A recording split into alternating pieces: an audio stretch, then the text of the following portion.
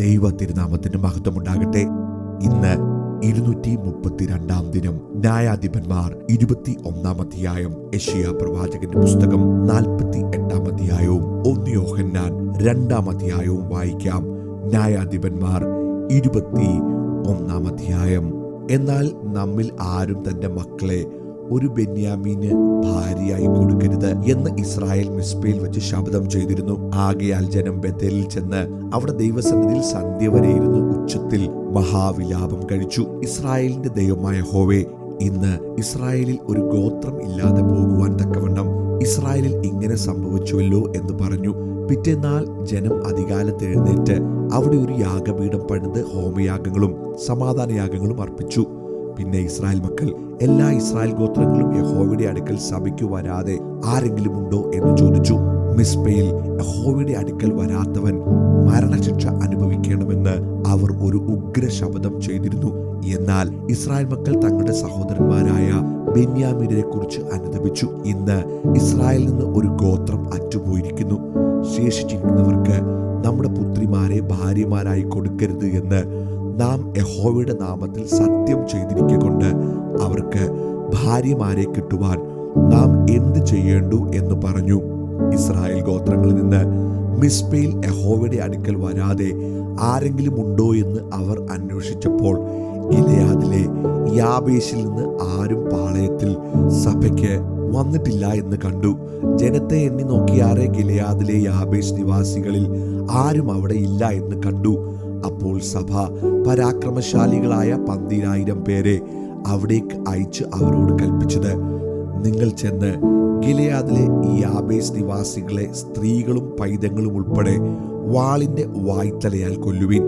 അതിൽ നിങ്ങൾ പ്രവർത്തിക്കേണ്ടത് ഇവണ്ണം: സകല പുരുഷന്മാരെയും പുരുഷനോടുകൂടെ ശയിച്ച സകല സ്ത്രീകളെയും നിങ്ങൾ നിർമൂലമാക്കണം. അങ്ങനെ ചെയ്തതിൽ ഗിലെയാദിലെ യാബേശ് നിവാസികളുടെ ഇടയിൽ പുരുഷനുമായി ശയിച്ച് പുരുഷ സംസർഗം ചെയ്തിട്ടില്ലാത്ത 400 കന്യകമാരെ കണ്ടെത്തി അവരെ കനാൻ ദേശത്തിലെ ശീലോവിൽ പാളയത്തിലേക്ക് കൊണ്ടുവന്നു. സർവ്വസഭയും റിമ്മോൻ പാറയിലെ ബെന്യാമീനരോട് സംസാരിച്ച് സമാധാനം അറിയിപ്പാൻ ആളയച്ചു. അപ്പോൾ ബെന്യാമീനർ മടങ്ങി വന്നു. ഗിലെയാദിലെ യാബേശിലുള്ള സ്ത്രീകളിൽ വെച്ച് അവർ ജീവനോട് രക്ഷിച്ചവരെ അവർക്ക് കൊടുത്തു. അവർക്ക് അവരെ കൊണ്ട് തികഞ്ഞില്ല. യഹോവ ഇസ്രായേൽ ഗോത്രങ്ങളിൽ ഒരു ഛേദം വരുത്തിയിരിക്കൊണ്ട് ജനം ബെന്യാമീനെ കുറിച്ച് ദുഃഖിച്ചു. ശേഷിച്ചവർക്ക് സ്ത്രീകളെ കിട്ടേണ്ടതിന് നാം എന്തു ചെയ്യേണ്ടു? ബെന്യാമീൻ ഗോത്രത്തിൽ നിന്ന് സ്ത്രീകൾ അറ്റുപോയിരിക്കുന്നുവല്ലോ എന്ന് സഭയിലെ മൂപ്പന്മാർ പറഞ്ഞു. ഇസ്രായേലിൽ നിന്ന് ഒരു ഗോത്രം നശിച്ചു പോകാതിരിക്കേണ്ടതിന് ബെന്യാമീനിൽ രക്ഷപ്പെട്ടവർക്ക് അവരുടെ അവകാശം നിൽക്കണം. എങ്കിലും നമുക്ക് നമ്മുടെ പുത്രിമാരെ അവർക്ക് ഭാര്യമാരായി കൊടുത്തുകൂടാ. ബെന്യാമീനർക്ക് സ്ത്രീയെ കൊടുക്കുന്നവൻ ശപിക്കപ്പെട്ടവനെന്ന് ഇസ്രായേൽ മക്കൾ ശപഥം ചെയ്തിരിക്കുന്നുവല്ലോ എന്നും അവർ പറഞ്ഞു. അപ്പോൾ അവർ ബേഥേലിന് വടക്കും ബേഥേലിൽ നിന്ന് ശേഖേമിലേക്ക് പോകുന്ന പെരുവഴിക്ക് കിഴക്കും ലെബോനയ്ക്ക് തെക്കും ശീലോവിൽ ആണ്ടുതോറും യഹോവയുടെ ഉത്സവം ഉണ്ടല്ലോ എന്ന് പറഞ്ഞു. ആകയാൽ അവർ ബെന്യാമീനരോട്, നിങ്ങൾ ചെന്ന് മുന്തിരിത്തോട്ടങ്ങളിൽ പതിയിരിപ്പീൻ. ശീലോവിലെ കന്യകമാർ നിരനിരയായി നൃത്തം ചെയ്യുവാൻ പുറപ്പെട്ടു വരുന്നത് നിങ്ങൾ കാണുമ്പോൾ മുന്തിരിത്തോട്ടങ്ങളിൽ നിന്ന് പുറപ്പെട്ട് ഓരോരുത്തൻ ശീലോവിലെ കന്യകമാരിൽ നിന്ന് ഭാര്യയെ പിടിച്ച് ബെന്യാമീൻ ദേശത്തേക്ക് പോയിക്കൊള്ളുവീൻ എന്ന് കൽപ്പിച്ചു. അവരുടെ അപ്പന്മാരോ ആങ്ങളമാരോ ഞങ്ങളുടെ അടുക്കൽ വന്ന് സങ്കടം പറഞ്ഞാൽ ഞങ്ങൾ അവരോട്, അവരെ ഞങ്ങൾക്ക് ദാനം ചെയ്യുവീൻ. നാം പടയിൽ അവർക്കെല്ലാവർക്കും ഭാര്യമാരെ പിടിച്ചു കൊണ്ടുവന്നില്ല. നിങ്ങൾ കുറ്റക്കാരാകുവാൻ നിങ്ങൾ ഇക്കാലത്ത് അവർക്ക് കൊടുത്തിട്ടും ഇല്ലല്ലോ എന്ന് പറഞ്ഞുകൊള്ളാം. ബെന്യാമീനർ അങ്ങനെ ചെയ്തു. നൃത്തം ചെയ്യുന്ന സ്ത്രീകളെ തങ്ങളുടെ എണ്ണത്തിനൊത്തവണ്ണം പിടിച്ചു. തങ്ങളുടെ അവകാശത്തിലേക്ക് മടങ്ങിച്ചെന്ന് പട്ടണങ്ങളെ വീണ്ടും പണിത് അവയിൽ പാർത്തു. ഇസ്രായേൽ മക്കളും ആ കാലത്ത് അവിടം വിട്ട് ഓരോരുത്തൻ താന്താന്റെ ഗോത്രത്തിലേക്കും വീട്ടിലേക്കും പോയി. അങ്ങനെ അവർ അവിടം വിട്ട് ഓരോരുത്തൻ താന്താന്റെ അവകാശത്തിലേക്ക് ചെന്നു. ആ കാലത്ത് ഇസ്രായേലിൽ രാജാവില്ലായിരുന്നു. ഓരോരുത്തൻ തനിക്ക് ബോധിച്ചതുപോലെ നടന്നു. യെശയ്യാവ് 48. ഇസ്രായേൽ എന്ന പേർ വിളിക്കപ്പെട്ടവരും യഹൂദയുടെ വെള്ളത്തിൽ നിന്ന് ഉത്ഭവിച്ചവരും യഹോവയുടെ നാമത്തിൽ സത്യം ചെയ്യുന്നവരും സത്യത്തോടും നീതിയോടും കൂടെ അല്ലെങ്കിലും ഇസ്രായേലിന്റെ ദൈവത്തെ കീർത്തിക്കുന്നവരുമായ യാക്കോബ് ഗൃഹമേ, ഇത് കേട്ടുകൊള്ളുവീൻ. അവർ തങ്ങളെ തന്നെ വിശുദ്ധ നഗരമെന്ന് വിളിച്ച് ഇസ്രായേലിന്റെ ദൈവത്തിൽ ആശ്രയിക്കുന്നുവല്ലോ. അവന്റെ നാമം സൈന്യങ്ങളുടെ യഹോവ എന്നാകുന്നു. പൂർവ്വകാര്യങ്ങളെ ഞാൻ പണ്ട് തന്നെ പ്രസ്താവിച്ചു. അവ എൻ്റെ വായിൽ നിന്ന് പുറപ്പെട്ട് ഞാൻ അവയെ കേൾപ്പിച്ചു. പെട്ടെന്ന് ഞാൻ പ്രവർത്തിച്ചു, അവ സംഭവിച്ചുമിരിക്കുന്നു. നീ കഠിനൻ എന്നും നിന്റെ കഴുത്ത് ഇരുമ്പു ഞരമ്പുള്ളതെന്നും നിന്റെ നെറ്റി താമ്രമെന്നും ഞാൻ അറിയുക കൊണ്ട് ഞാൻ പണ്ട് തന്നെ നിന്നോട് പ്രസ്താവിച്ചു. എൻ്റെ വിഗ്രഹം അവയെ ചെയ്തുവെന്നും എൻ്റെ വിഗ്രഹവും ബിംബവും അവയെ കൽപ്പിച്ചുവെന്നും നീ പറയാതെ ഇരിക്കേണ്ടതിന് അവ സംഭവിക്കും മുമ്പേ ഞാൻ നിന്നെ കേൾപ്പിച്ചുമിരിക്കുന്നു. നീ കേട്ടിട്ടുണ്ട്, ഇപ്പോൾ എല്ലാം കണ്ടുകൊള്ളുക. നിങ്ങൾ തന്നെ അത് പ്രസ്താവിക്കയില്ലയോ? ഇന്നു മുതൽ ഞാൻ പുതിയത് നീ അറിയാതെ മറഞ്ഞിരിക്കുന്നതന്നെ നിന്നെ കേൾപ്പിക്കുന്നു. ഞാനത് അറിഞ്ഞുവല്ലോ എന്ന് നീ പറയാതിരിക്കേണ്ടതിന് അത് പണ്ടല്ല, ഇപ്പോൾ തന്നെ സൃഷ്ടിക്കപ്പെട്ടിരിക്കുന്നു. ഇന്നേ ദിവസത്തിനു മുമ്പ് നീ അതിനെക്കുറിച്ച് ഒന്നും കേട്ടിട്ടില്ല. നീ കേൾക്കുകയോ അറിയുകയോ നിന്റെ ചെവി അന്ന് തുറക്കപ്പെടുകയോ ചെയ്തിട്ടില്ല. നീ വളരെ ദ്രോഹം ചെയ്തു. ഗർഭം മുതൽ വിശ്വാസവഞ്ചകൻ എന്ന് വിളിക്കപ്പെട്ടിരിക്കുന്നുവെന്ന് ഞാൻ അറിയുന്നു. എൻ്റെ നാമനിമിത്തം ഞാൻ എൻ്റെ കോപത്തെ താമസിപ്പിക്കുന്നു. നിന്നെ സംഹരിക്കേണ്ടതിന് എൻ്റെ സ്തുതി നിമിത്തം ഞാൻ അടങ്ങിയിരിക്കുന്നു. ഇതാ, ഞാൻ നിന്നെ ഊതിക്കഴിച്ചിരിക്കുന്നു. വെള്ളിയെപ്പോലെ അല്ലതാനും ഞാൻ നിന്നെ കഷ്ടതയുടെ തീച്ചൂളയിൽ ആക്കുന്നു. ശോധന കഴിച്ചത് അത് നിമിത്തം എൻ്റെ നിമിത്തം തന്നെ ഞാനത് ചെയ്യും.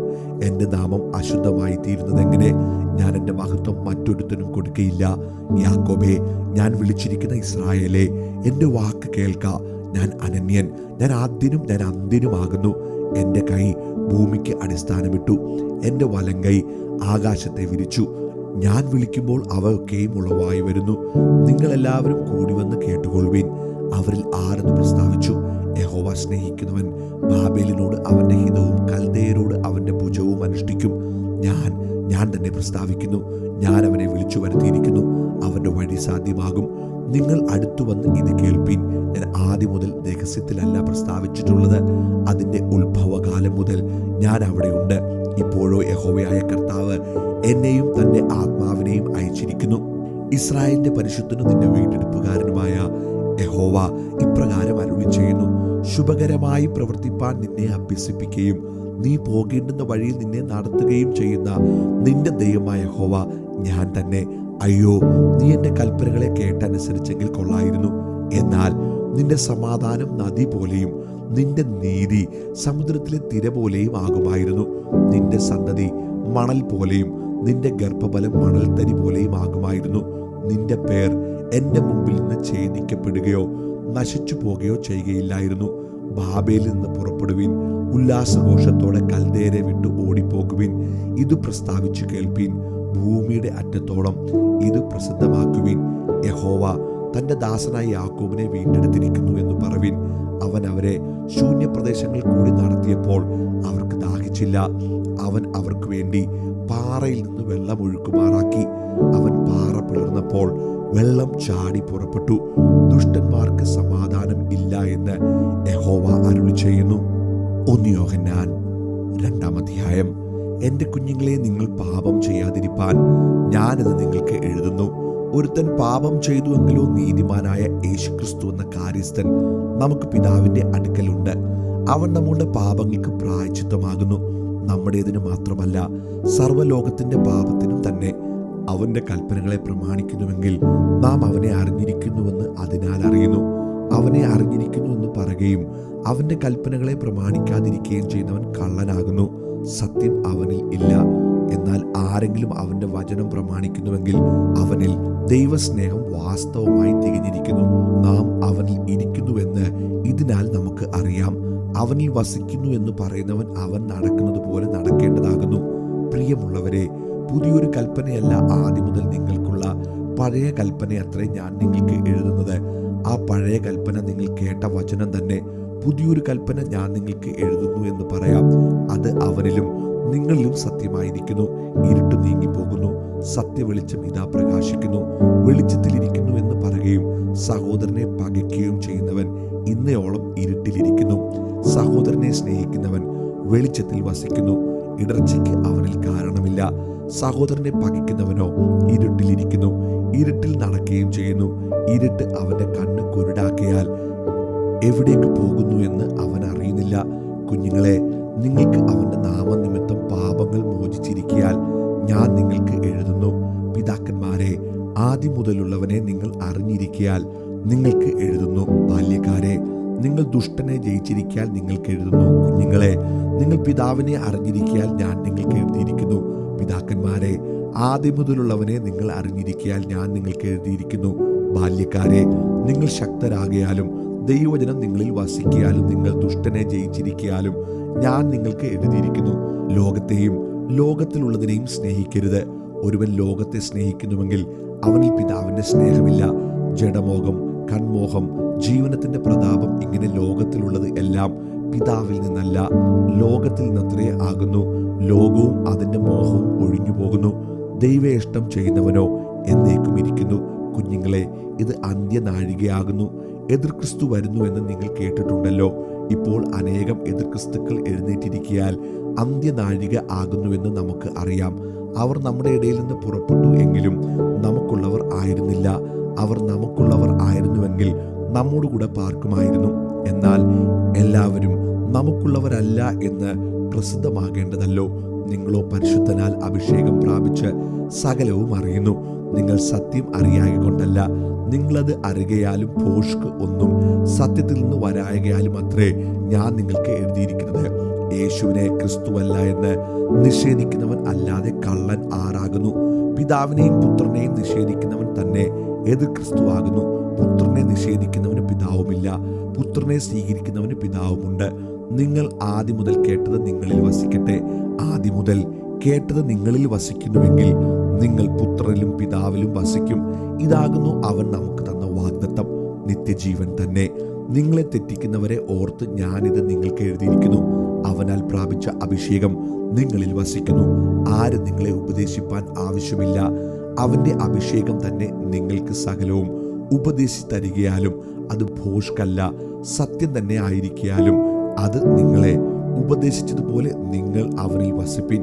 ഇനിയും കുഞ്ഞുങ്ങളെ, അവൻ പ്രത്യക്ഷനാകുമ്പോൾ നാം അവന്റെ സന്നിധിയിൽ ലജ്ജിച്ചു പോകാതെ അവന്റെ പ്രത്യക്ഷതയിൽ നമുക്ക് ധൈര്യമുണ്ടാകേണ്ടതിന് അവനിൽ വസിപ്പിൻ. അവൻ നീതിമാനെന്ന് നിങ്ങൾ ഗ്രഹിച്ചിരിക്കുന്നുവെങ്കിൽ നീതി ചെയ്യുന്നവനൊക്കെയും അവനിൽ നിന്ന് ജനിച്ചിരിക്കുന്നുവെന്ന് നിങ്ങൾ അറിയുന്നു.